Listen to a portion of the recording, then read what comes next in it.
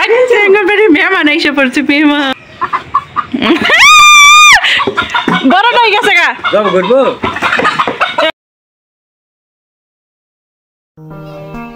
চলছে মুরগি ধরার জন্য হাড্ডাহাড্ডি লড়াই। কে জিতবে, মুরগি নাকি অলরাউন্ডার সানি, যে কিনা ক্রিকেটের মাঠে একদম অলরাউন্ডার হয়ে ম্যাচ জিতে চলে আসে? সে কি পারবে আজকে মোরগটা ধরতে? দেখাই যাক সে মোরগ ধরতে পারে নাকি মোরগই তাকে ধিক্কার জানিয়ে চলে যায়। তো এই তো মুরগি একটু চুপি দিয়ে আবার ভিতরে চলে গেল।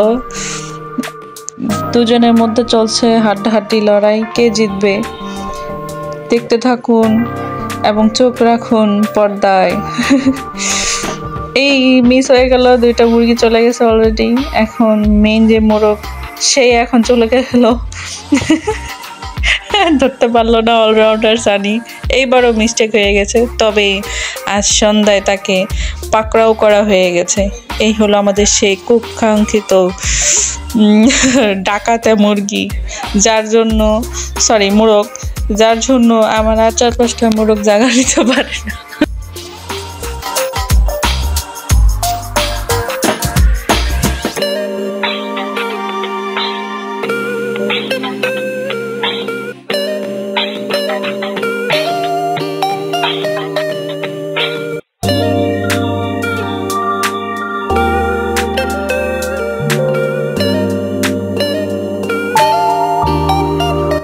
ফাইনালি বাসায় মেহমান আসবে বলে রাত্রেবেলা আমি ওয়ালটা ফাঁকা ছিল, একটু আর্ট করে ওয়ালটা ভরে দিলাম। কেমন লাগছে আমাকে অবশ্যই কমেন্ট করে জানাবেন আর্টটা।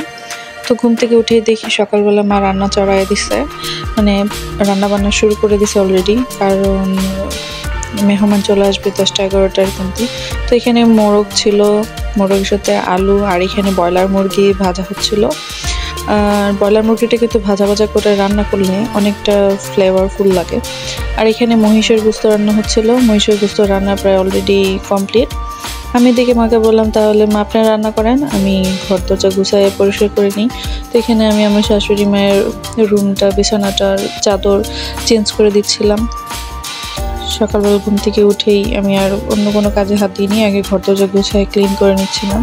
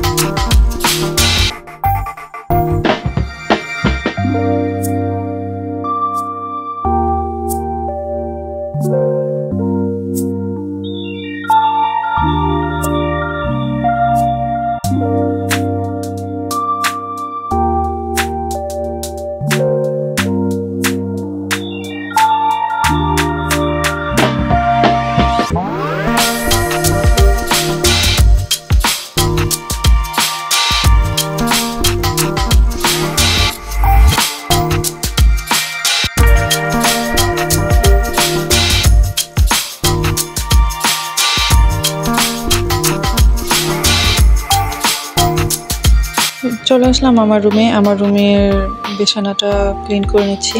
এখানে নতুন বেডশিট কভার বসানো হবে। তো এই বেডশিট কভারটা আমি অনেক বছর পরে আবার নতুন করে বিছানায় রাখলাম। আর বিছানা চাদরটা অনেক স্মৃতি, অনেক মায়া জড়িয়ে আছে।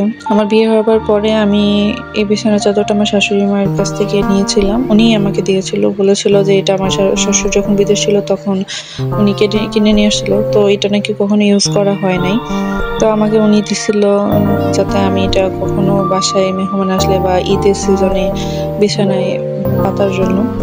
তো ফাইনালি আজকে অনেকগুলো বছর পরে আমি বিছানায় এটা বিছাইতে পারছি, এই জন্য আমার অনেক ভালো লাগতেছিল। আর বেডশিট কভারটা কিন্তু অনেক সুন্দর। আমাকে কিন্তু কমেন্ট অবশ্যই জানাতে ভুলবেন না যে কেমন লাগছে বেডশিট কভারটা।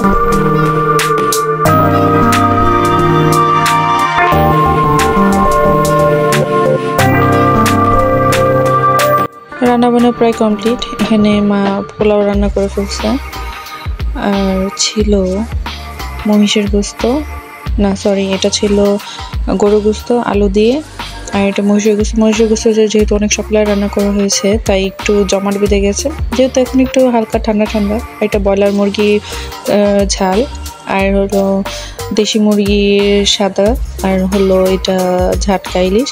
এখানে মা ফিরনি রান্না করেছিল। তো বলতে বলতে মেহমানটা চলে আসছে। এটা হলো আমার আব্বাজান, আমার ননদের ছোট ছেলে।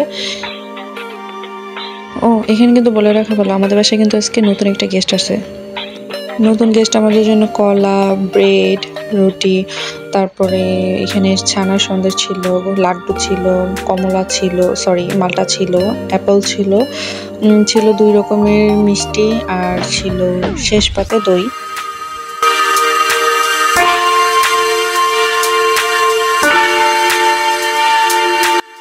তো ভাইয়াকে খাওয়া দাওয়া করতে বসাই দিলাম। এখানে ভাইয়ার প্রায় খাওয়া দাওয়া শেষের দিকে ছিল। তো ভাই বললো যে ভিডিও করবেন, আগে বলতেন তাহলে আমি ফার্স্টে থেকে আপনাকে বলতাম, খাওয়া দাওয়ার শুরু থেকে আপনি ভিডিও করতেন। তো এই আমরা ভাইয়ার এই খাওয়া দাওয়ার বিষয়টা নিয়ে অনেক হাসাহাসি হয়েছে, হাসাহাসি করছে, অনেক মজা লাগছে। তো এখানে টমি ভাইয়াকে অনেক বিরক্ত করতেছিল যে খাওয়া দাওয়া শেষ হয়েছে, ওরে কেন খাবার দিলাম আমরা এখনো। তো ভাইয়া খাওয়া দাওয়া শেষ করে বিদায় দিয়ে আমরা এখানে সবাই একসঙ্গে খাওয়া দাওয়া করতেছিলাম, আড্ডা দিচ্ছিলাম, অনেক মজাও হচ্ছিল। সবাই একসাথে অনেক দিন পরে খাওয়া দাওয়া করতেছি।